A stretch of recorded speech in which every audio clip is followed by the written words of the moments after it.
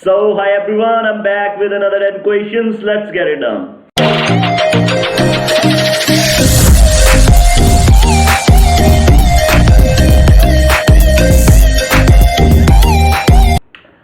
So, today's first question is जो कि 11th question है, क्वेश्चन पेपर से 11th क्वेश्चन नंबर है. तो स्टार्ट करते हैं हम इससे. व्हाट द क्वेश्चन सेज के let there be any linear transformation t from r square to r cube defined by tx is equal to mx, where m is given as that it's a matrix of 2 into 3 1 1 2 1 minus 1 minus 3. Then which one of the following vectors cannot be in the range of t? तो हमें find out करना है कि कौन जो हमें 4 vectors given है उनमें से कौन सा वेक्टर रेंज में नहीं है. तो स्टार्ट करते हैं. हमें गिवन क्या है, एक minute.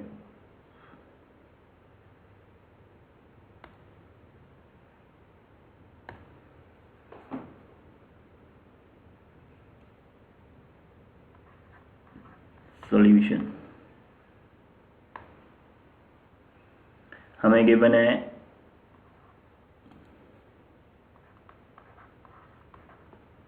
given that m is equal to 1 1 2 1 minus 1 minus 3. तो ये हमें गिवन है. हमें फाइंड आउट करना है कि जो 4 गिवन वेक्टर्स हैं उनमें से कौन सा वेक्टर इसमें नहीं है. तो हम लेट कर लेंगे कि जो and also given that T x is equal to transformation is equal to M x. तो let x is equal to x1 x2. तो हम इस mx हमारे पास क्या आ जाएगा, mx हमारे पास आ जाएगा 1 1 2 1 minus 1 minus 3 into x1 x2. तो जब हम मल्टीप्लाई करेंगे तो ये हमारे पास बन जाएगा x1 plus x2 2x1 plus x2 minus x1 minus 3x2.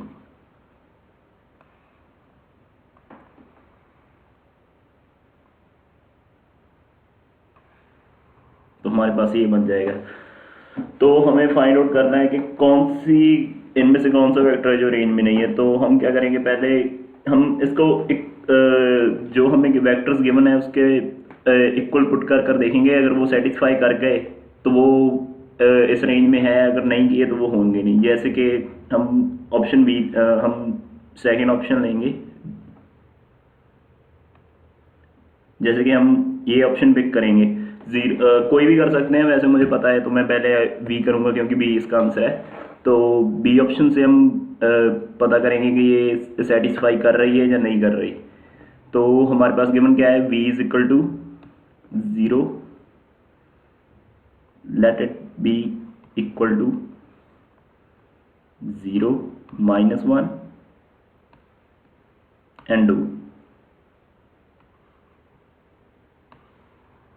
तो ये हमारे पास आ गई.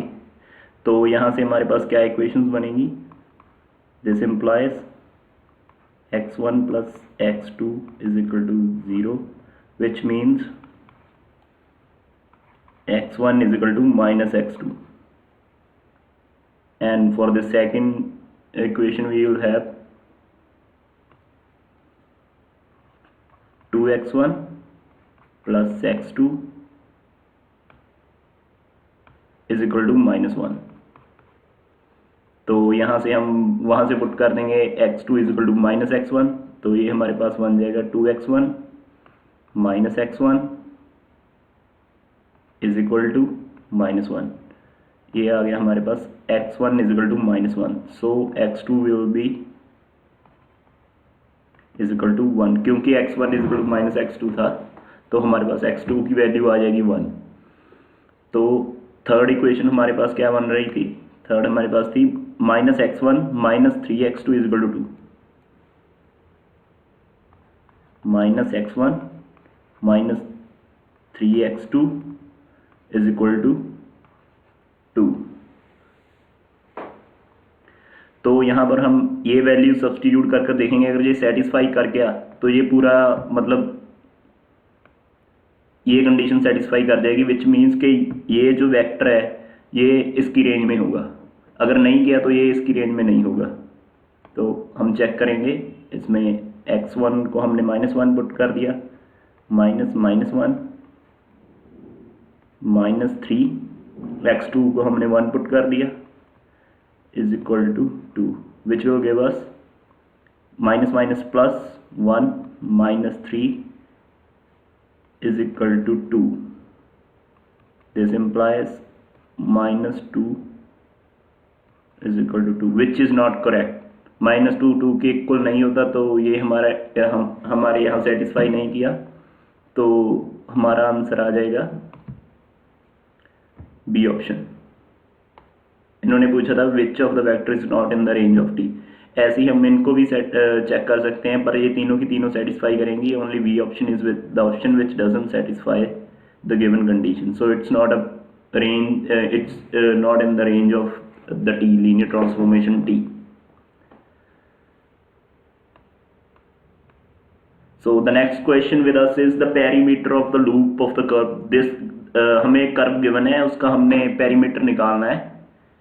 तो चलो ये क्वेश्चन करते हैं, इसका सोल्यूशन क्या होगा। सोल्यूशन, ये क्वेश्चन कैलकुलस में से है और पिछला क्वेश्चन लीनियर अलजेब्रा में से था। कैलकुलस, तो इसका एक फॉर्मूला होता है,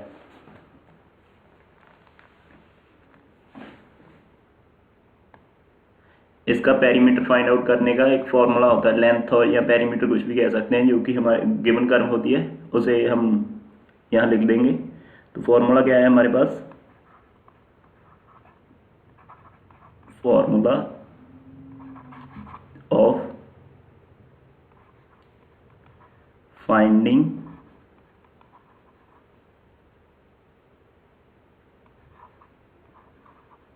perimeter of curve.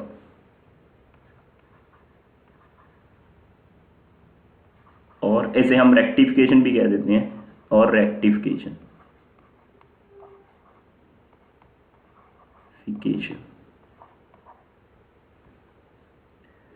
Which is equal to like s, हमारे पास पेरीमीटर है, s is equal to integration from x1 to x2 where integrand is 1 plus dy by dx का square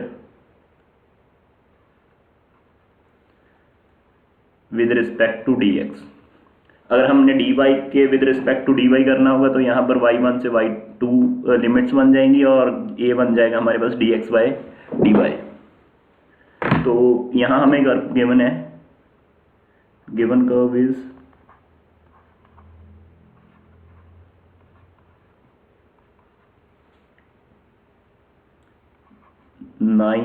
y² is equal to x-2 into x-5 whole square. तो सबसे पहले हम इस curve को ट्रेस करेंगे, बनाएंगे मतलब इस कर्व को। और ट्रेसिंग ऑफ कर्व्स एक अलग टॉपिक है, आप अगर मैं उसका लिंक दे दूंगा, गजेंद्र प्रोफेसर की वीडियो है, अब वहाँ से देख लेना, उन्होंने बहुत अच्छे से कराया हुआ है, हमने भी वहीं किया था। तो अगर पूरा डिटेल में ये टॉपिक जानना है तो एक वीडियो है उनकी, वो देख लेना। तो सबसे पहले हम कोऑर्डिनेट एक्सिस बनाएंगे। ओके, तो अब हमें कर्व गिवन थी 9y² is equal to x-2 into x-5 whole square. तो हम ये फाइंड आउट करेंगे कि वो एक्स एक्सिस को कहाँ कहाँ पर कट कर रही है। सबसे पहले तो कर्व थी हमारे पास y 9y square is equal to x minus 2 into x minus 5 whole square. तो हम फाइंड आउट करेंगे ये एक्स एक्सिस को कहाँ कहाँ कट करेगी। जब ये एक्स एक्सिस को कट करेगी तो वहाँ y की वैल्यू 0 होगी, तो substituting y is equal to 0 at y is equal to 0 हमारे पास दो वैल्यूज आ जाएंगी x की, x is equal to 2 and x is equal to 5। तो somewhere here it will cut the X axis. तो हमारे पास दो पॉइंट्स आ गए, यहाँ पर ये कर्व कट करेगी। तो हम आगे इसका हम देखेंगे कि ये with respect to y axis symmetric है या नहीं, और with respect to x symmetric है या नहीं। सिमेट्रिक मतलब जैसे वो एक साइड में होगी वैसे दूसरी साइड में होगी। जैसे x एक्सिस अगर वो सिमेट्रिक थ्रू x एक्सिस है, तो जैसे वो x एक्सिस के ऊपर होगी वैसे वो x एक्सिस के नीचे होगी। तो उसके लिए हम देखते हैं कि अगर y की इवन पावर हो, अगर y doesn't change its value with the sign, तो ये सिमेट्रिक होती है x एक्सिस की। तो यहाँ पर हमारे पास y की इवन पावर है, y की अगर हम साइन चेंज करें, y को पॉजिटिव लें या नेगेटिव लें, तो एक पूरी इक्वेशन पर, कर्व की इक्वेशन पर कोई फर्क नहीं पड़ रहा। तो हमें पता है कि as y have even power,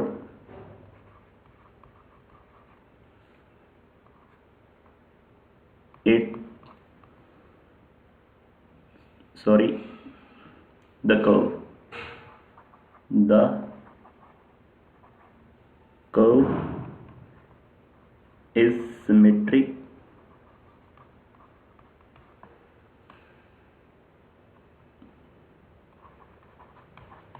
about x axis. तो ऐसे ये कर्व यहाँ से ऐसी है, तो नीचे भी वो ऐसी ही होगी, सिमेट्रिक होगी। और हमें इन्होंने बोला था कि हमें पेरीमीटर निकालना है लूप का, loop made by the curve this the perimeter of the loop of the curve. तो हमारे पास लूप आ गया, लूप हमारे पास आया यहाँ से यहाँ, ये वैल्यू है हमारे पास 20 कोऑर्डिनेट्स, और ये कोऑर्डिनेट्स है 50। तो हम इसको हमें एज इक्वेशन पता है, हमें कर्व की इक्वेशन है कि 9y square is equal to x minus 2 X minus 5 whole square. तो सबसे पहले हम इसका डेरिवेटिव निकालेंगे। तो before finding the derivative we will open up this equation. तो हम इस इक्वेशन को ओपन कर लेंगे, तो ये हमारे पास आ जाएगा y square is equal to x minus 2 into X square plus 25 minus 10x। तो हमारे पास ये आ जाएगा, और इससे आगे हम इसको जब मल्टीप्लाई करेंगे तो ये बन जाएगा y x cube minus 12x square plus 45x and minus 50. Now differentiating it, we will get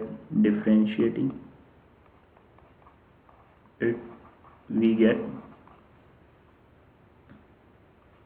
18 y dash। मैं डेरिवेटिव को y डैश लिख रहा हूँ, तो ये बन जाएगा 18 y डैश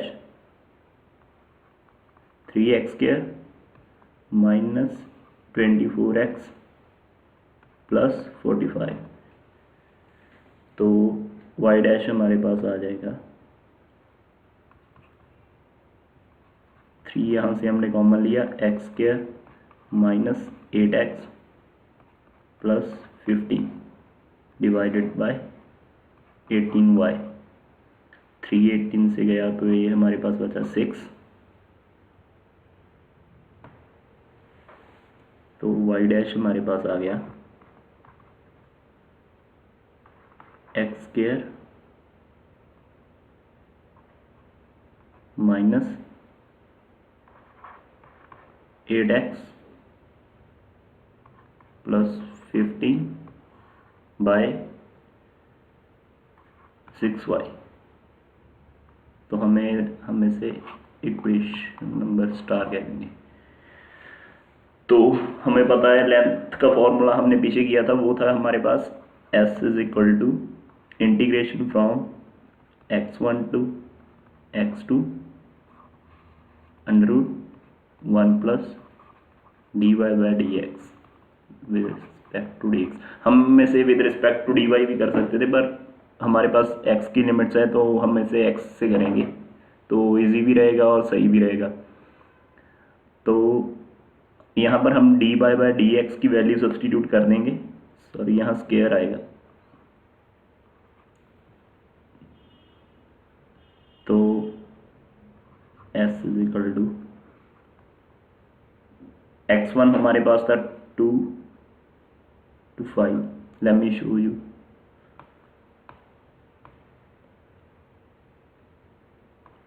यहाँ से हमारे पास x की लिमिट्स थी 2 and 5। हम 2 से लेकर 5 तक किसका जो लूप था उसको निकालेंगे, उसकी लेंथ, तो वो हमारे पास यहाँ से आएगी। तो इसको हम लिखेंगे 1 plus dy by dx is equal to x square minus 8x plus 15 y 6y whole square into square into dx, sorry. तो इसके हम फैक्टर्स बना लेंगे। 8x को इसको हम लिख लेंगे x square minus 5x minus 3x plus 15। तो वो हमारे पास बन जाएगा s is equal to 2 to 5 under root 1 plus x square minus 5x minus 3x minus sorry plus 15, plus ही था ना, हाँ प्लस 15 डिवाइडेड बाय 6y का होल स्क्वायर इंटू dx। तो यहाँ से x कॉमन गया, x माइनस 5 और यहाँ से माइनस 3 गया तो x माइनस 5। तो हमारे पास दो फैक्टर्स बन जाएंगे, x minus 3 and x minus 5।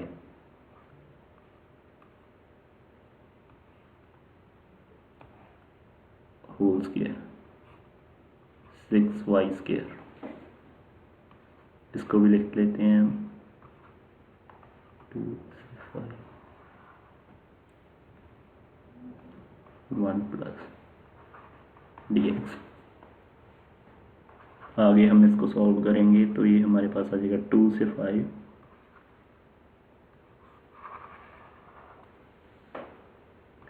1 plus x minus 3 into x minus 5 both square and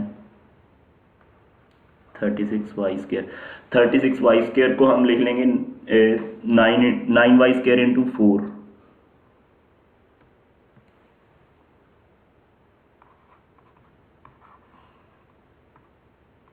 one plus X minus 3 whole square X minus 5 whole square divided by 4 into 9y square into dx।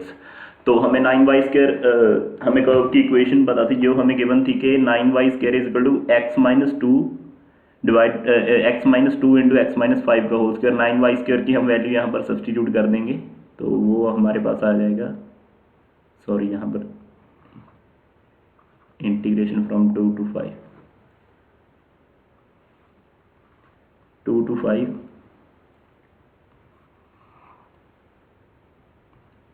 1 plus X minus 3 square X minus 5 square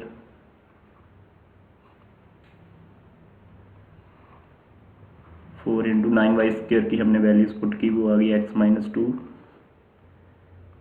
into x-5 square to dx। x-5 square से x-5 square cut गया, तो हमारे पास बचा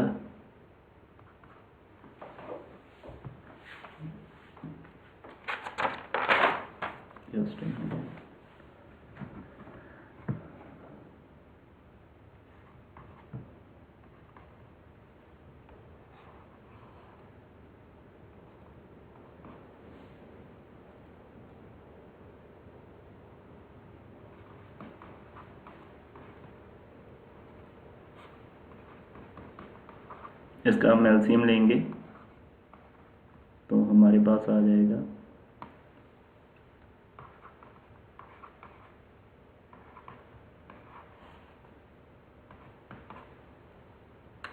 LCM लिया 4x minus 8, इतना ही, हाँ yes, 4x minus 8 plus x minus 3 whole square by 4x minus 8। तो इसको हम ओपन अप करेंगे तो ये हमारे पास बन जाएगा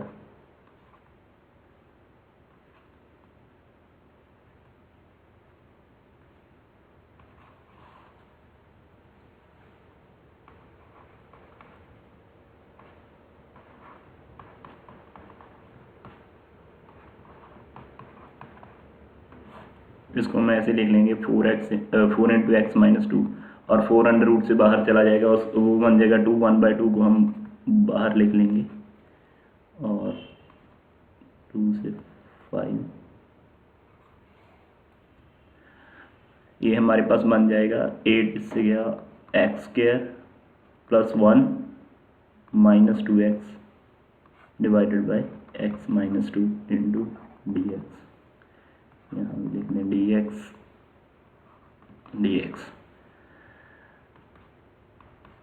further solving we get 2 to 5। ये तो हमें पता है कि परफेक्ट स्क्वायर है x माइनस 1 का, x minus 1 perfect square x minus 2, तो s हमारे पास आ जाएगा s इक्वल टू 1/2 2 से 5, sorry let me erase this,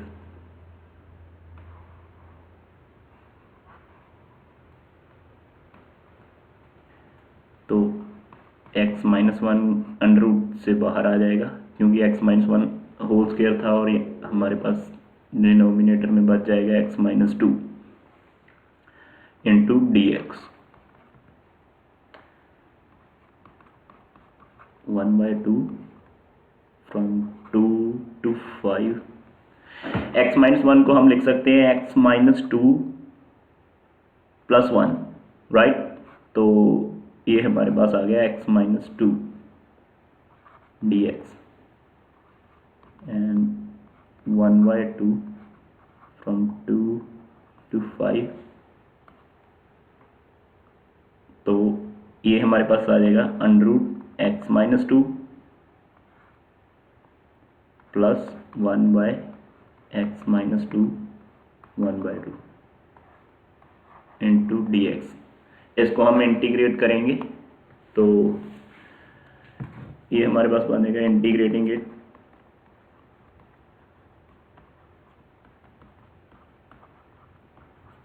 we get 1/2 x minus 2 3/2 under divided by 3/2 plus x minus 2 1/2 divided by 1/2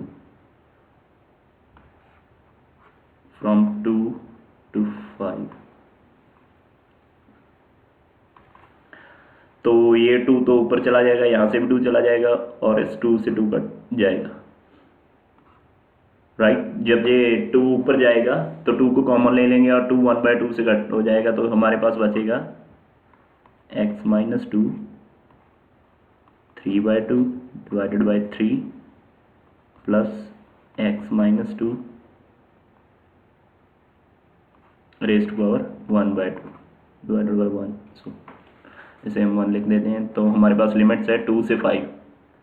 so substituting the limits we get 5 यहाँ पर put गया 3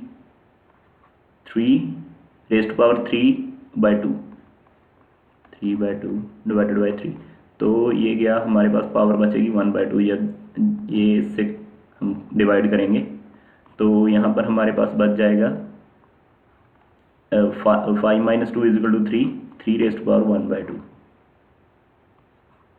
ये कट होके 1/2 हो जाएगी जब 3 से डिवाइड करेंगे। और -2 - 2 = 0, तो ये तो हमारे पास 0 ही रह जाएगा, 0 + 0, राइट। तो ये हमारे पास बन जाएगा 3 पावर में था √1/2, तो √3 + √3, तो ये हमारे पास आ जाएगा √3। तो ये तो आई लेंथ लूप के एक साइड की, तो ये लेंथ आई हमारे पास लूप के एक साइड की। तो अगर हमने पूरे लूप की लेंथ निकालनी हो तो हम इसको 2 से मल्टीप्लाई कर देंगे। तो हमें पूछी थी the perimeter of the loop, तो अगर हमने पूरे की निकालनी है तो हमारे पास आ जाएगी ऑप्शन डी, क्योंकि ए आई हमारे एक साइड की, तो the length of the loop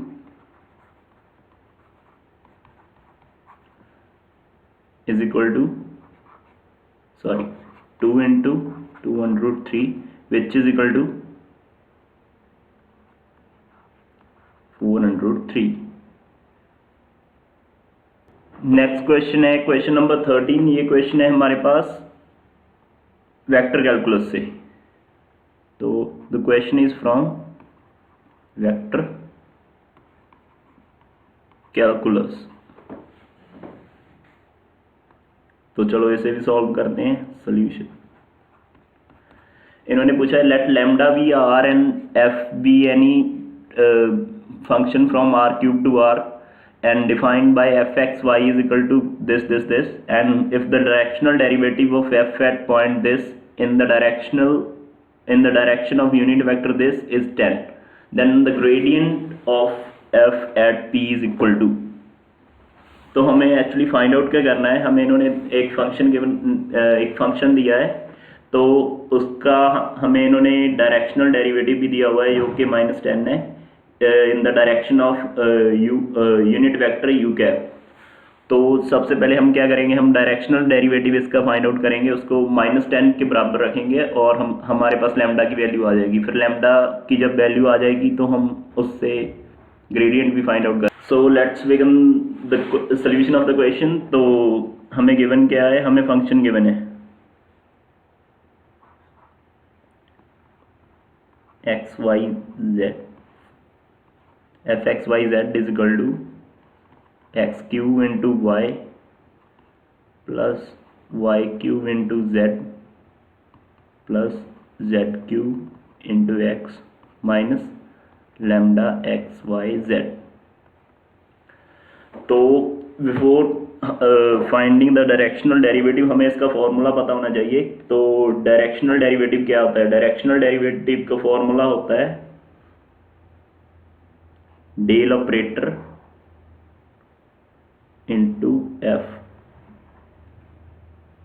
directional derivative, यहाँ पर मैं डी लिख देता हूँ, into some vector A vector by its magnitude. तो बेसिकली ये एक यूनिट वेक्टर होता है, तो the unit vector of A into the del of F.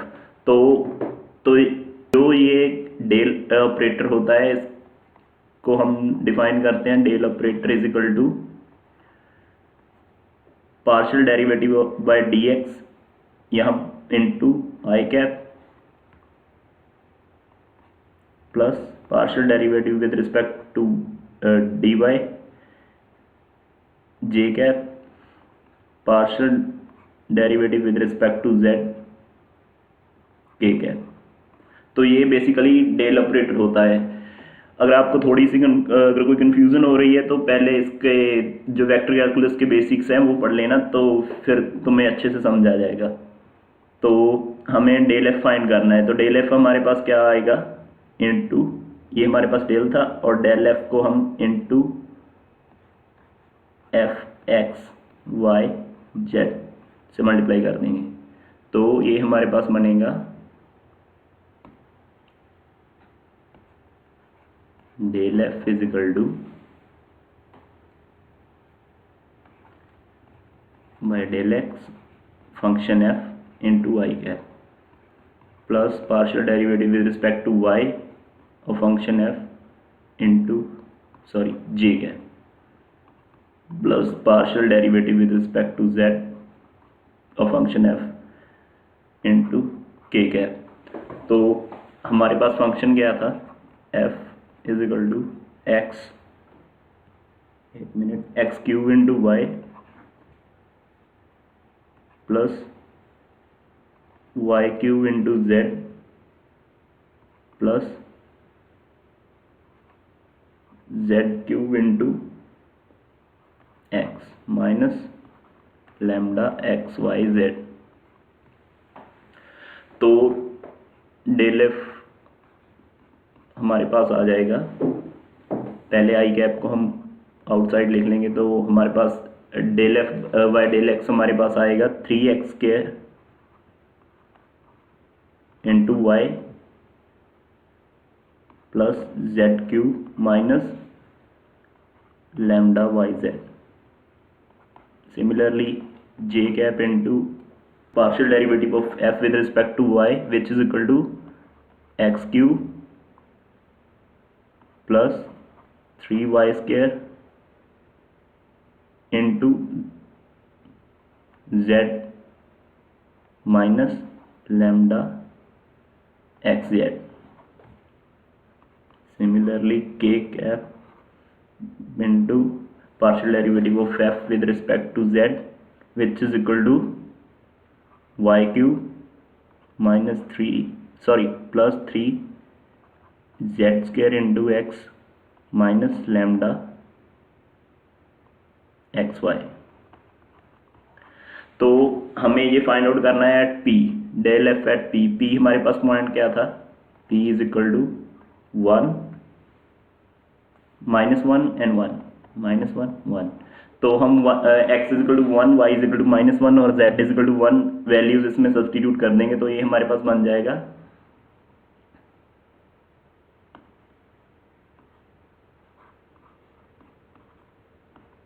I cap. तो यहाँ हमने वैल्यू सब्सटीट्यूट करी, x की 1 तो 3 इंटू 1 होल स्क्वायर इंटू -1, तो ये हमारे पास आएगा -3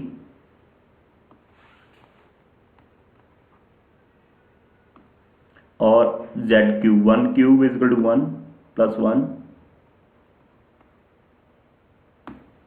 और minus into lambda into -1 into Z plus lambda, तो ये हमारे पास माइनस लैम्डा इंटू -1 हमारे पास बन जाएगा प्लस लैम्डा। सिमिलरली इसमें भी हमारे पास आएगा 1 cube 1 plus 3 into -1 whole square plus into 1, तो 3 इंटू -1 का whole square 1 into 1, 3 into 1 into 1 is equal to 3 और minus lambda in 1 into 1 is equal to minus lambda. ये हमारे पास बन जाएगा 1 प्लस 3 माइनस लैम्डा।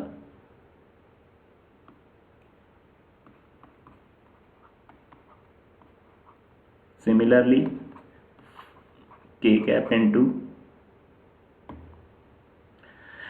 1 का cube 1 and plus 3 into Z का क्यूब 1 का स्क्वायर 1 इंटू 1 3 यहाँ पर -1 का क्यूब आएगा, -1 का क्यूब -1 3 इंटू 1 का square into 1 3 minus into 1 lambda into 1 into -1 minus lambda into -1 which is equal to lambda. तो ये हमारे पास आ जाएगा -1 प्लस 3 प्लस लैम्डा। यस, तो इसकी डेल एफ की पूरी वैल्यू हमारे पास आएगी i cap -3 plus 1 -2 plus lambda plus j cap 4 minus lambda plus k cap 2 plus lambda. तो ये हमारे पास वैल्यू आ गई डेल एफ की। तो हमने डायरेक्शनल डेरिवेटिव फाइंड आउट करना था, तो वो हमारे पास था del F into unit vector. Unit vector हमें गिवन है यू कैप। यू कैप की हमारे पास वैल्यू क्या थी? यू कैप हमें गिवन था, हाँ, 2/3 आई cap minus 2/3 j cap plus 1/3 के कैप। और डायरेक्शनल डेरिवेटिव की भी वैल्यू हमें गिवन थी, वो -10 थी। तो ये हमारे पास बन जाएगा -10 is equal to i into i, तो लैम्डा -2 इंटू 2/3 जे कैप वाले जे कैप से plus -2/3 into 4 minus lambda, 4 minus lambda into -2/3। Similarly plus 2 plus lambda into 1/3। तो हम इसका एलसीएम लेंगे और एलसीएम लेकर हमारे पास ये बन जाएगा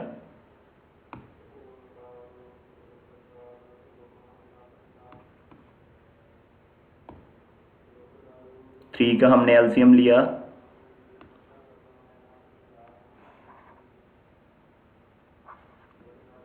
इज इक्वल टू -10 प्रीवियस। तो हमारे पास आ जाएगा 2 लैम्डा -4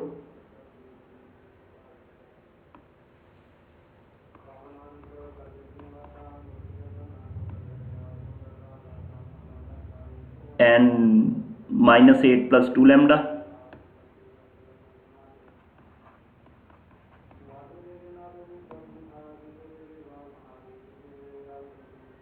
सिमिलरली 2 प्लस लैम्डा।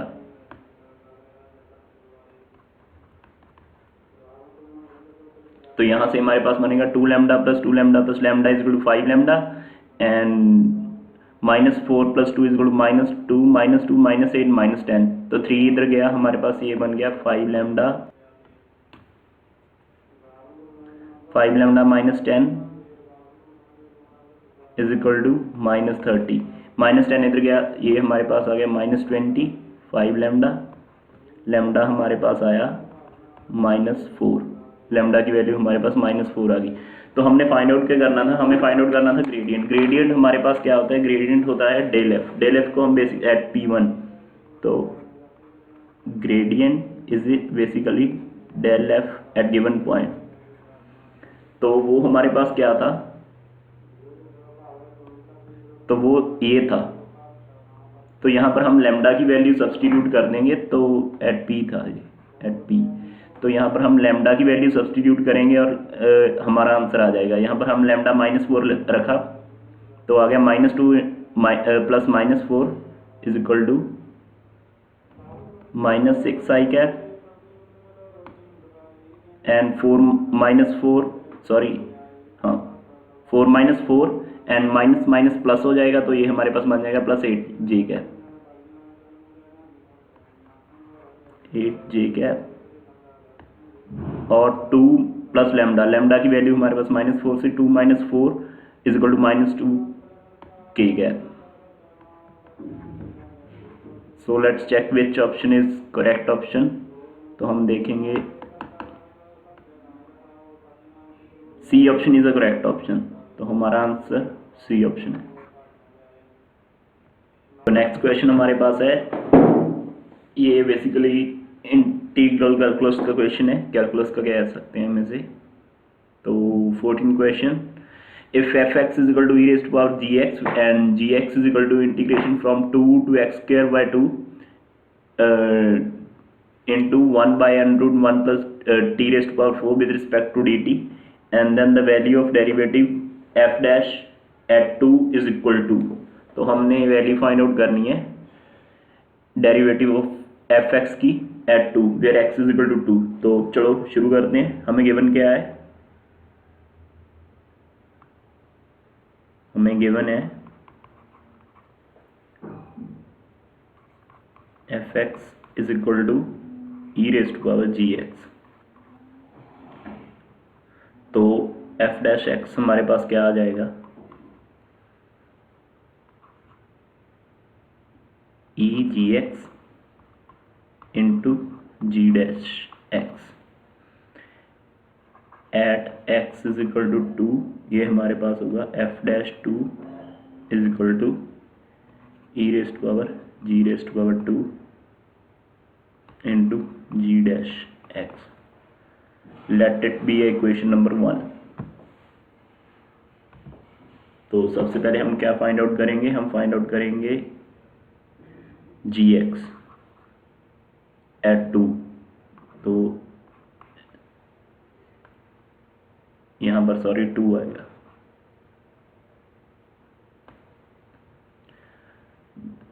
जी एक्स एट 2 हमारे पास आ जाएगा integration from 2 to x square by 2। X square by 2 क्या होगा, 4 बाय 2, 2 का square 2 4 and is equal to by 2 into d t by under root 1 plus t raise to power 4, sorry it's d t. तो this will be integration from 2 to 2 dt under root 1 plus t raise to power 4। तो हमें पता है जब limit upper limit और lower limit same हो तो integration हमारे पास 0 आती है। तो यहाँ पर हमारे पास लोअर लिमिट 2 है और अपर लिमिट भी 2 है, from 2 to 2 it will be 0। तो हमारे पास g2 हमारे पास क्या आ जाएगा, इज इक्वल टू 0। तो let it be equation number 2. Now we'll find out g dash x, which is at 2. Now we will find out g dash x at 2. For that let's find out first g dash x. तो g dash x हमारे पास क्या होगा, d by dx integration from 2 to x square by 2 into d T 1 plus 4। तो इसके लिए भी हमारे पास एक थ्योरम होती है।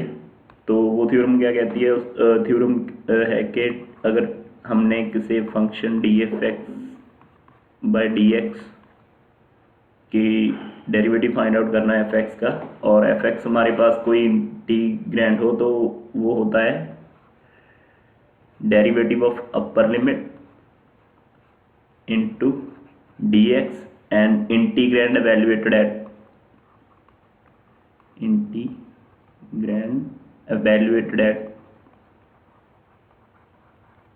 at upper limit minus d dx derivative of lower limit into integrate evaluated at lower limit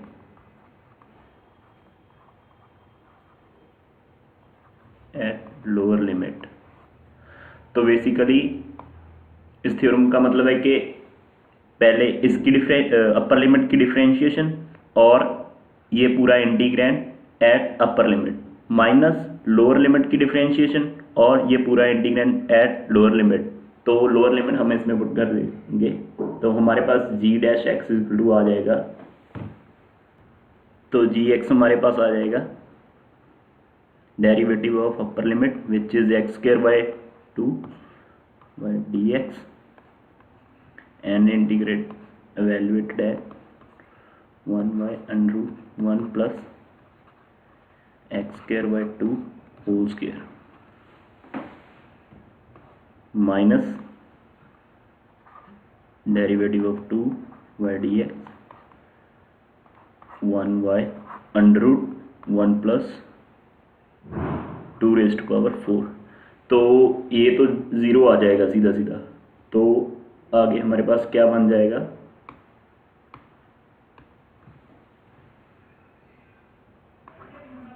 ji dash x is equal to 2x by 2 sorry into 1 by under root 1 plus x square का power 4 तो x raised power 8 and 2 raised power 4 minus 0 which is equal to 2 से गया तो हमारे पास रह गया x and 2 raised power 4 is equal to 16 यहाँ पर गया, एलसीएम ले लिया तो हमारे पास आएगा 16 1 under root 16 plus 8 raised power x raised power 8 divided by 16 तो 16 अंडर रूट से बाहर चला जाएगा तो ये बन जाएगा 4 एंड वी हैव 4x बाय 16 प्लस 8 एक्स रेस्ट पावर 8 तो ये हमारे पास आ गया g डैश x। हमने फाइंड आउट करना था g डैश x एट 2 तो at x is equal to 2 ये हमारे पास बन जाएगा g dash 2 is equal to 4 into 2 16 2 raised power 8 which is equal to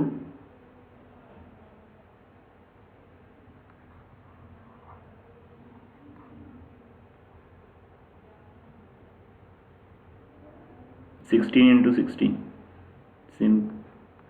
into 16 we can write it in this way तो 2 raised to power 4 into 2 raised to power 4 16 into 16 यहाँ से हम बाहर ले आएंगे तो ये हमारे पास बच जाएगा 4 इंटू 2 8 तो 4 under root 1 plus 16 which is equal to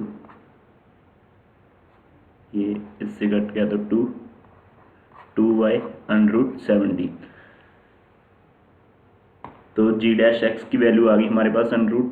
हमें फाइंड आउट क्या करना था, हमें फाइंड आउट करना था f dash x at x is equal to 2 which is equal to e g2 into g dash 2 तो इसकी वैल्यू हमें हमारे पास 0 आ गई थी तो ये बन गया था e रेस्ट पावर 0 इंटू इसकी वैल्यू हमारे पास आई 2y अंडर रूट 70 ये हमारे पास 1 आ जाएगा तो हमारा आंसर आ जाएगा 2 अंडर रूट 70।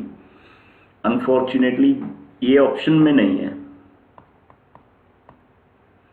ऑप्शन में ये एग्जिस्ट नहीं कर रहा तो आंसर तो यही आया है पर आप एक बार रीचेक कर लेना आप भी, मेरे अकॉर्डिंग यही आंसर आएगा तो आंसर 2 बाय अंडर रूट 70 एक बार कंफर्म कर लेना। अगर मैं गलत भी हो सकता हूँ पर मैंने जो निकाला है मुझसे 2 बाय अंडर रूट 70 आंसर आया है और ये ऑप्शन में नहीं है। तो नेक्स्ट क्वेश्चन हमारे पास है, ये भी इंटीग्रेशन का क्वेश्चन है। तो क्वेश्चन क्या है, क्वेश्चन है if integration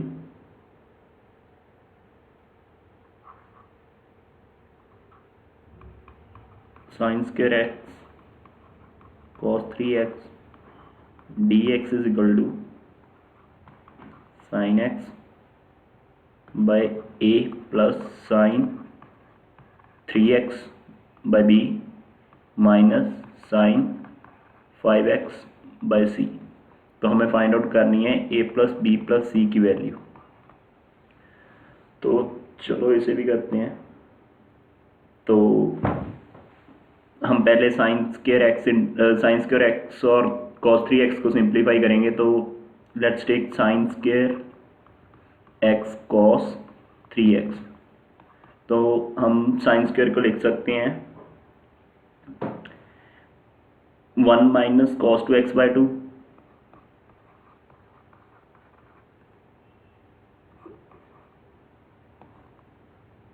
into cos 3x, क्योंकि जो cos 2x होता है वो हमारे पास होता है 1 माइनस 2 साइन स्क्वायर एक्स। तो ये हमारे पास बन जाएगा 2 sine square x is equal to 1 minus cos 2x and sine square x is equal to 1 minus cos 2x divided by 2। तो यहाँ से आया है ये sine square is equal to 1 minus cos 2x divided by 2। तो हम इसकी integration करेंगे तो पहले इसको मल्टीप्लाई कर लेंगे अंदर, तो 1/2 को आउटसाइड लिख लेंगे 1/2 cos 3x minus cos 2x into cos 3x into dx।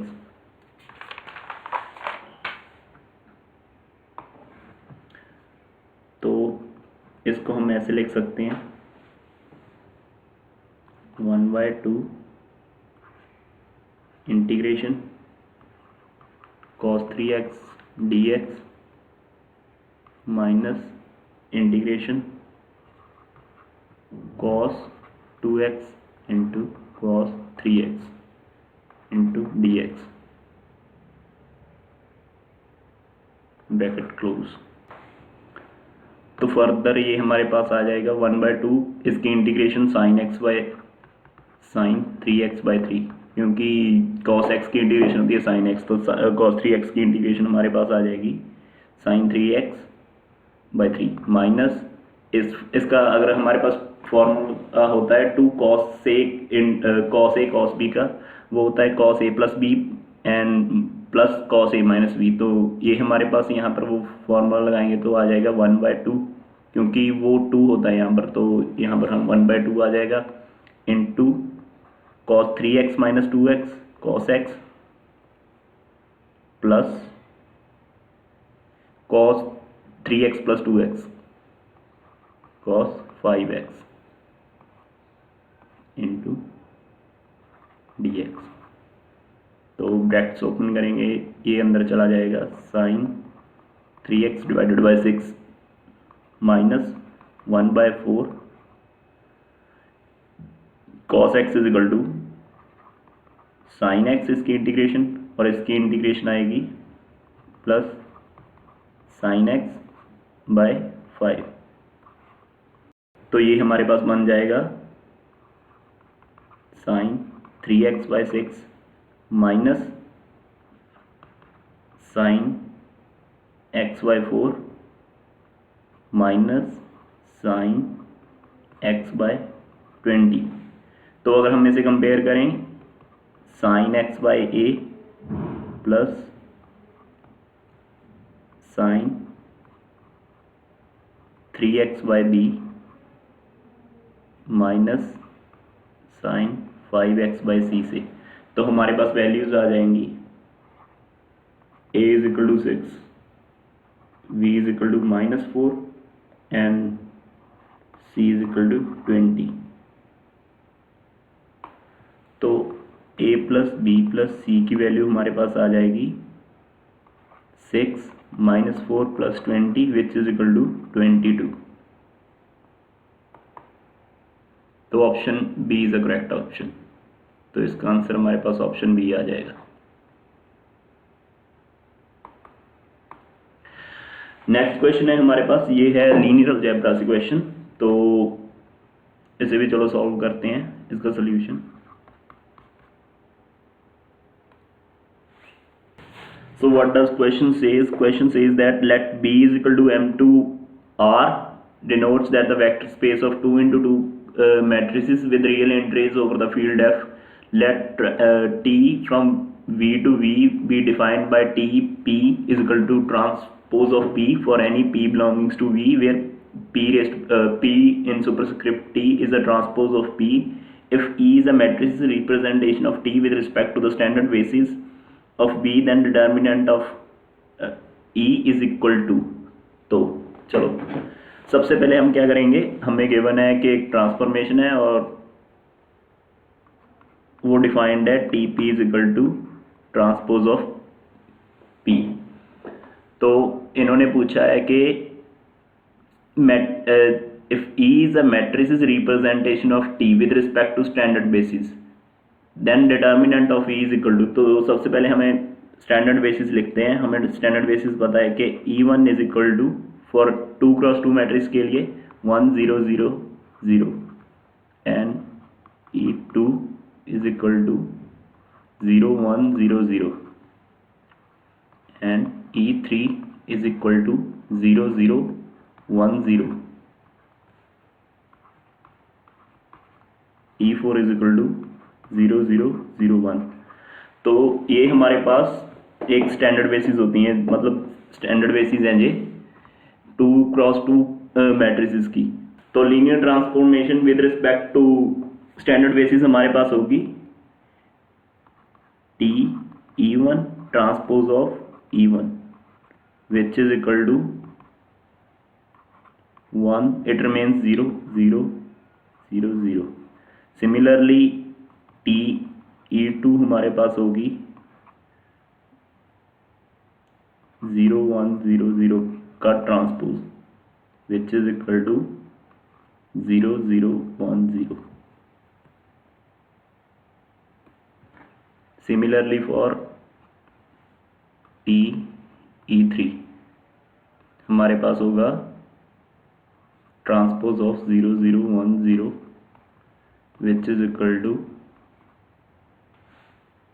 0 1 0 0. Similarly for T E4 transpose of 0 0 0 1 which remains same 0 0 0 1. तो हमने with respect to standard basis इसकी मैट्रिक्स रिप्रेजेंटेशन हमने फाइंड आउट कर ली. तो हमें निकालना क्या है, हमें निकालना है डिटर्मिनेंट ऑफ ई. तो ई को हम ऐसे लिख सकते हैं, e can be written as E1 E2 E3 sorry TE1 TE2 TE3 TE4.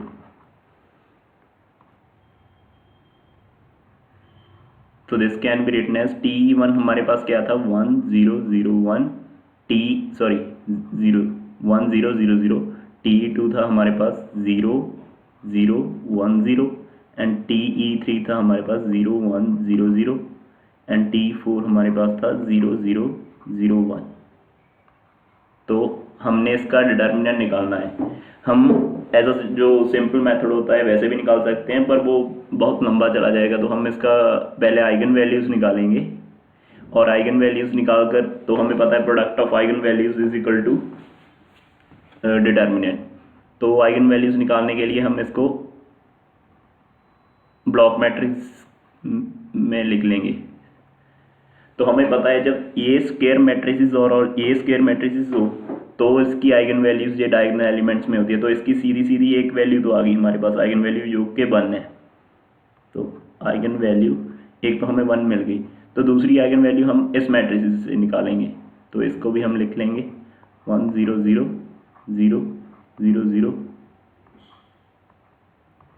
हम इसकी आइगन वैल्यू स्टैंडर्ड मेथड से भी निकाल सकते हैं, जो कि होता है कि हम इसमें 1 माइनस एक्स, इसमें भी x माइनस करें और डायगोनल एलिमेंट्स में x माइनस करके उसका डिटर्मिनेंट निकालें. वहाँ से हमारे पास x की वैल्यू आ जाएंगी और वो आइगन वैल्यूज़ होगी जो जितनी वैल्यूज़ आएंगी. पर हम इतना लंबा नहीं करेंगे, हम इसको भी स्क्वायर मैट्रिसेस में डिवाइड कर लेंगे ब्लॉक में, और हमारे पास एक और आइगन वैल्यूज़ आ जाएगी और वो आइगन वैल्यू ये 1 आ जाएगी.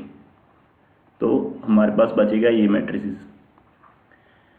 ऐसे आइगन वैल्यू निकालने के लिए हमें एक चीज़ कंडीशन सेटिस्फाई होनी चाहिए कि ये भी स्क्वायर मैट्रिसेस और ये भी स्क्वायर मैट्रिसेस हो. डायगोनल जो मैट्रिसेस हों वो स्क्वायर मैट्रिसेस हों, और जो नॉन डायगोनल हो वो ये रेक्टेंगुलर मैट्रिसेस हो सकते हैं, पर ये ज़ीरो हो, यहाँ पर सभी ज़ीरोज़ हो.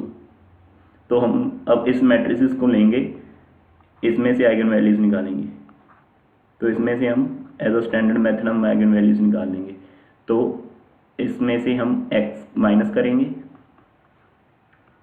आइगन वैल्यूज निकालने के लिए. इसका determinant minus x 1 1 minus x, let x be an eigen value. तो ये हमारे पास बन जाएगा x square minus 1 is equal to 0. उसको हम 0 के इक्वल पुट करते हैं, तो यहाँ से x की वैल्यूज हमारे पास 2 आ जाएंगी. X square is equal to 1, then x is equal to plus minus 1. तो हमारे पास 2 और आइगन वैल्यूज आ गई 1 एंड माइनस 1. तो हमारे पास 3 आइगन वैल्यूज आ गई. तो हमने निकालना था डिटर्मिनेंट. डिटर्मिनेंट हमें पता है कि डिटर्मिनेंट होता है product of eigen values. So determinant of E will be product of eigen values 1 into 1 into 1 into minus 1 which is equal to minus 1. तो हमारे पास डिटर्मिनेंट आ गया माइनस 1. तो इसका आंसर है option C.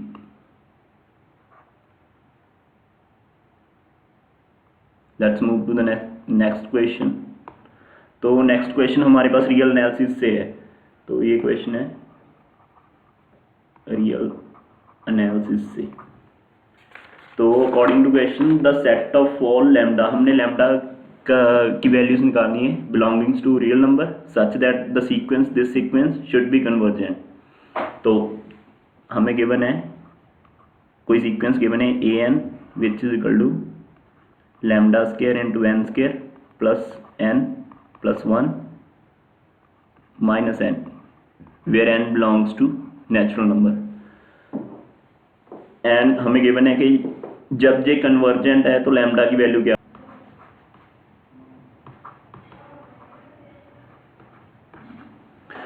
So this can be written as limit n approaches to infinity into lambda square into n square plus n plus 1 minus n when n approaches to infinity। तो हम क्या करेंगे, हम limit n approaches to infinity, यहाँ से n को बाहर निकाल लेंगे तो ये हमारे पास बन जाएगा लैम्डा, n स्क्वायर को बाहर निकाला तो n lambda square plus 1 by n plus 1 by n square minus n।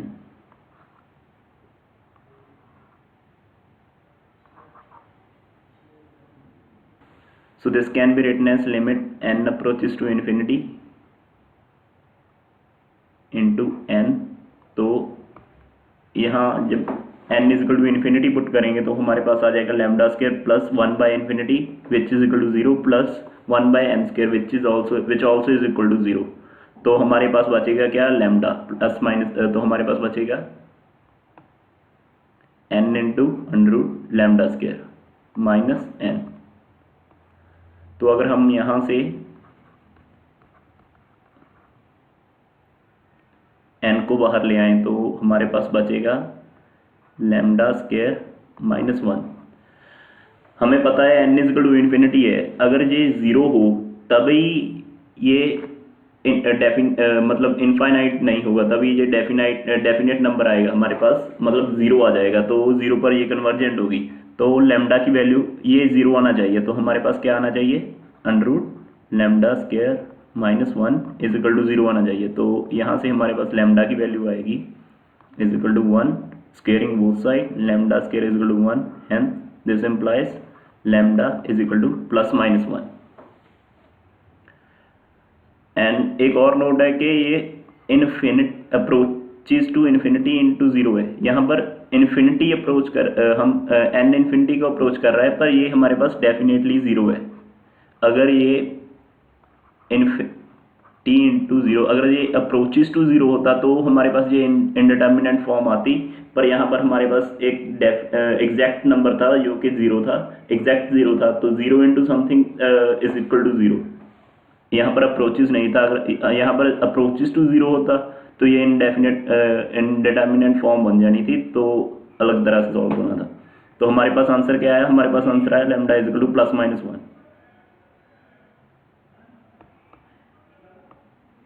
which is equal to option D. ये क्वेश्चन हमारे पास एप्लीकेशन ऑफ इंटीग्रेशन से है।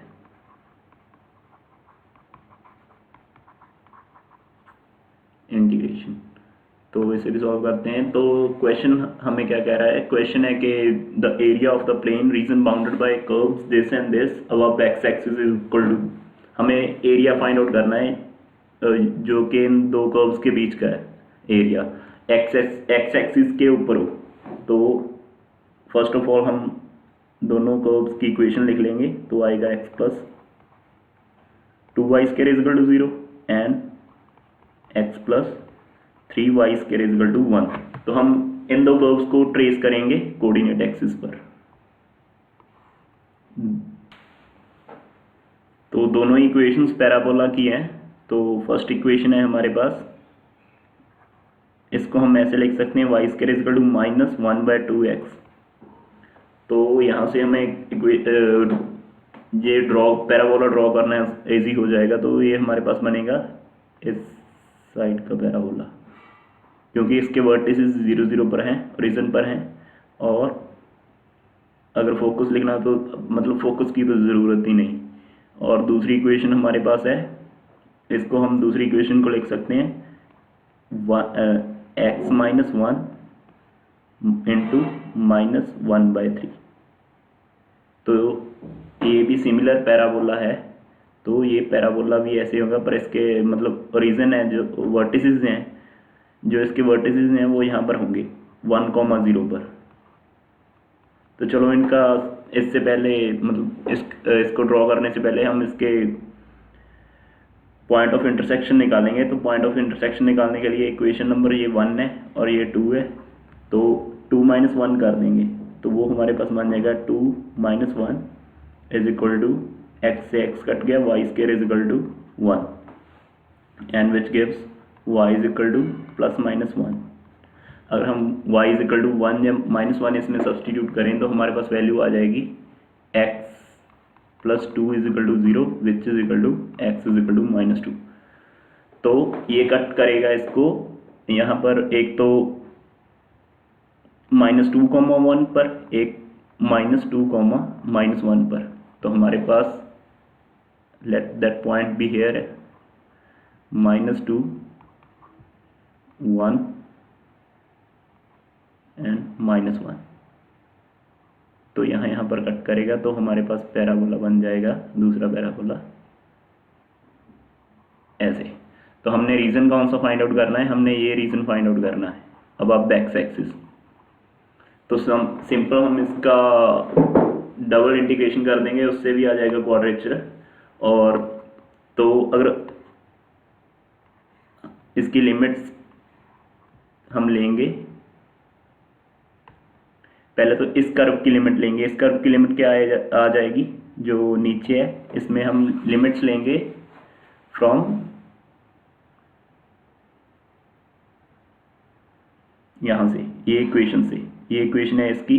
तो यहाँ से आ जाएगा हमारे पास x is equal to -2y square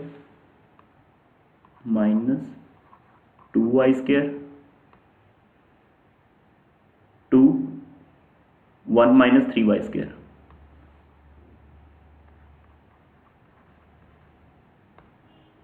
and y की लिमिट्स आ जाएगी हमारे पास, ये तो x की लिमिट्स थी और y की लिमिट्स हमारे पास 0 to 1।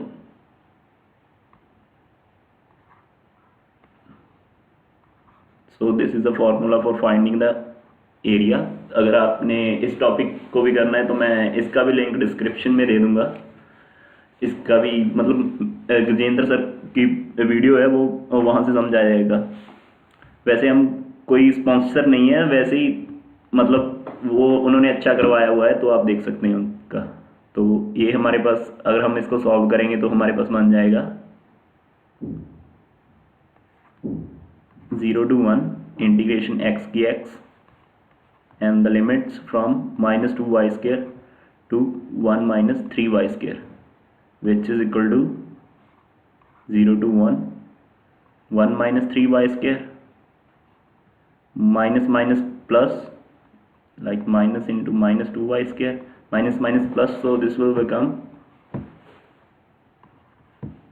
0 to 1 minus y square।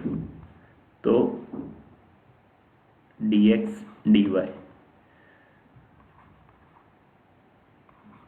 तो इसकी इंटीग्रेशन करेंगे तो हमारे पास आ जाएगा y minus y³/3 from 0 to 1।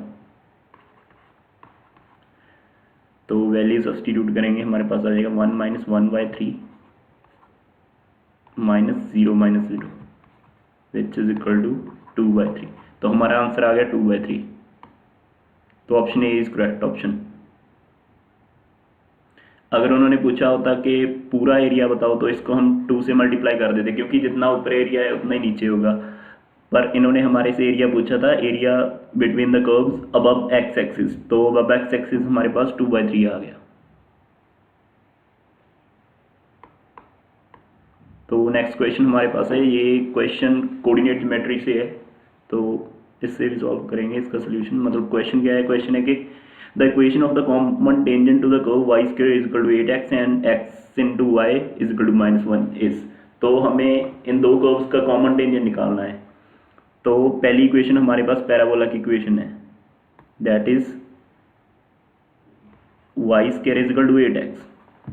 तो हमें पता है कि अगर इसकी स्टैंडर्ड टेंजेंट की इक्वेशन, अगर कोई भी टेंजेंट मतलब इस कोई भी पैराबोला का अगर कोई टेंजेंट है तो उसकी इक्वेशन होती है y is equal to mx plus a by m, where a मतलब उसका फोकस की लेंथ होती है और ये m स्लोप होती है। तो यहाँ पर हमारे पास ये क्या आ जाएगा, अगर हम इसको लिखें y square is equal to 4 into 2x, तो a इज इक्वल टू 2 आ गया हमारे पास। तो हमारे पास टेंजेंट बन जाएगा mx plus 2 by m. So let it be equation number 1। और हमारे पास दूसरी कर्व गिवन है x y is equal to -1। अगर ये टेंजेंट है इस कर्व के भी, कॉमन टेंजेंट है, मतलब इसके भी टेंजेंट होगी तो ये इसको सेटिस्फाई करेगी। तो हम इसको लिख सकते हैं x is equal to y की जो वैल्यू है इसको इसमें सब्सटीट्यूट कर दें तो हमारे पास आ जाएगा mx plus 2 by m which is equal to -1। तो अगर हम इसको आगे सॉल्व करेंगे तो हमारे पास बन जाएगा mx square plus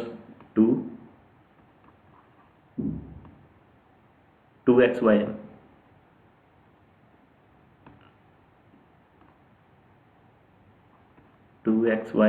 M, is equal to -1। तो इसको सॉल्व करेंगे, ये हमारे पास आ जाएगा, हमारे पास ये क्वाड्रेटिक इक्वेशन बन गई mx square plus 2x y m plus 1 is equal to 0। तो हमें पता है ये टेंजेंट मतलब ये टेंजेंट था इसके, तो इसका एक ही पॉइंट पर कट करेगा, मतलब इसके दोनों जो रूट्स होंगे ये इक्वेशन के वो सेम होंगे। अगर दोनों रूट सेम होंगे तो इसका डिस्क्रिमिनेंट इज इक्वल टू 0 आएगा। तो डिस्क्रिमिनेंट हमारे पास क्या होता है, b स्क्वायर माइनस 4ac। तो यहाँ से b हमारे पास है 2m, तो v square is equal to 4m स्क्वायर minus 4 into m into 1 which, तो हमें ये इज इक्वल टू 0 होगा। तो इसको अब जब हम सॉल्व करेंगे तो हमारे पास आ जाएगा 4 को हमने कॉमन लिया, उधर गया 0, तो हमारे पास सिंपली रह गया 1 by m square minus m is equal to 0। तो m cube, this implies m cube minus 1 is equal to 0। तो इसको एलसीएम लिया 1 माइनस एम क्यूब, ये इधर गया 0, तो इसको हम लिख सकते हैं 1 माइनस एम क्यूब लिख लें, और चाहे हम इसको 1 एम क्यूब माइनस 1 लिख लें। तो यहाँ से हमारे पास m की वैल्यू आ गई 1, m cube is equal to 1, hence thus m is equal to 1। तो हम m इज इक्वल टू 1 को इसमें सब्सटीट्यूट करेंगे तो हमारे पास टेंजेंट की इक्वेशन आ जाएगी। तो हमारे पास टेंजेंट की इक्वेशन क्या आ जाएगी, m is equal to 1 into x plus 2y1 which is equal to y is equal to x plus 2। तो हमारा आंसर क्या आ गया, हमारा आंसर सी ऑप्शन आया। So this is answer.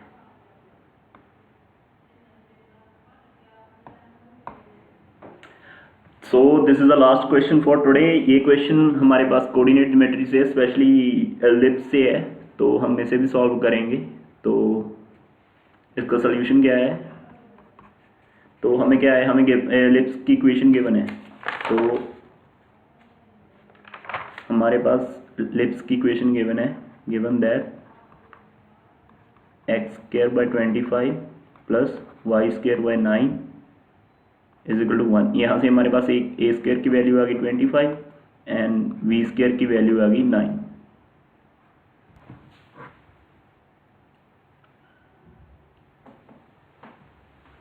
तो यहाँ से हम फोकाई की लेंथ फाइंड आउट करेंगे which is equal to C square. तो हमें पता है उसका फॉर्मूला है C square is equal to A square minus B square.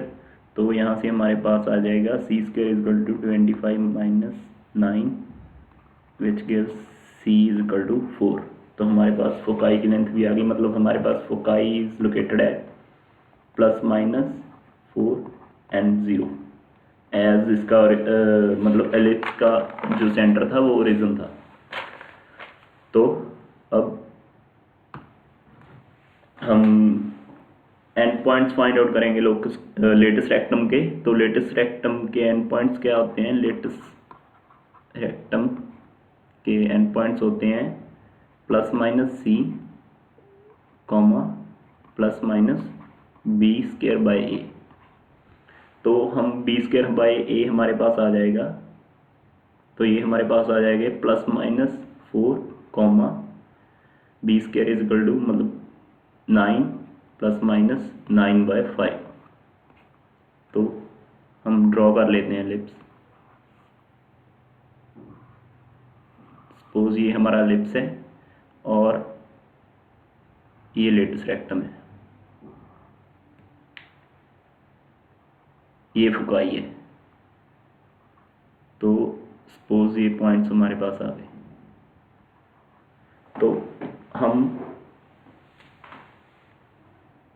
हमें पता है जो टेंजेंट होता है, मतलब हम यहाँ पर एक टेंजेंट ड्रॉ करेंगे। सपोज फर्स्ट क्वाड्रेंट में जो टेंजेंट होगा, टेंजेंट की इक्वेशन होती है x × x1/a² plus y × y1/b² is equal to 1 at point x1 y1 when it passes through x1 y1 which lies on ellipse. मतलब अगर कोई पॉइंट एलिप्स पर है x1 y1 तो वहाँ टेंजेंट की इक्वेशन ये होगी। तो हम सपोज करो हम पॉइंट लेंगे 4, 9/5, मतलब ये पॉइंट ले लिया हमने, ठीक है। तो ये इस पॉइंट पर हमारे टेंजेंट की इक्वेशन क्या आएगी? टेंजेंट की इक्वेशन आएगी 4x/a² is equal to 25, 4x plus 9/5/9 तो इज इक्वल टू 1। तो हमारे पास टेंजेंट की इक्वेशन आ गई 4x/25 plus y/5 is equal to 1। तो हम इसके इंटरसेप्ट फाइंड आउट करेंगे, मतलब जब x इज इक्वल टू 0 होगा तो y इज इक्वल टू हमारे पास 5 आ जाएगा। When x is equal to 0 we have y is equal to 5 and when y is equal to 0, अगर हम y की वैल्यू 0 सब्सटीट्यूट करें तो हमारे पास 4x/25 is equal to 1 and x is equal to 25/4। तो हमारे पास x की वैल्यू आ जाएगी 25/4। मीन्स के ये कोऑर्डिनेट हमारे पास आएंगे